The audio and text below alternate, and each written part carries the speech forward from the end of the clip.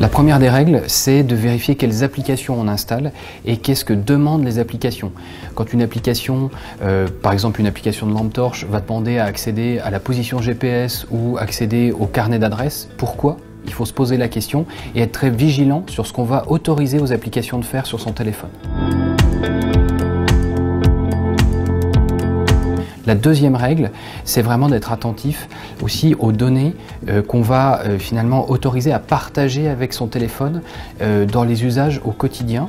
Donc c'est pour ça, c'est quelque chose de facile à vérifier. On va dans les réglages de son téléphone, on va dans l'onglet confidentialité et on peut vérifier par exemple qui et quelles applications ont accès aux données de santé, ont accès au microphone. Ce qui est vraiment important pour savoir finalement comment est-ce qu'on va être suivi, comment est-ce qu'on est potentiellement surveillé par son propre téléphone.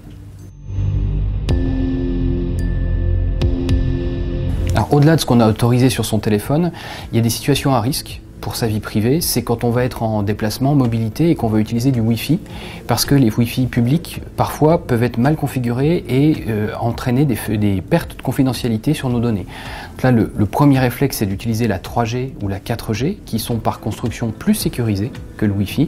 Et sinon, si on utilise le Wi-Fi, d'être attentif à utiliser plutôt les applications que le navigateur web classique, que ce soit Chrome ou Safari, qui eux peuvent laisser fuiter plus d'informations.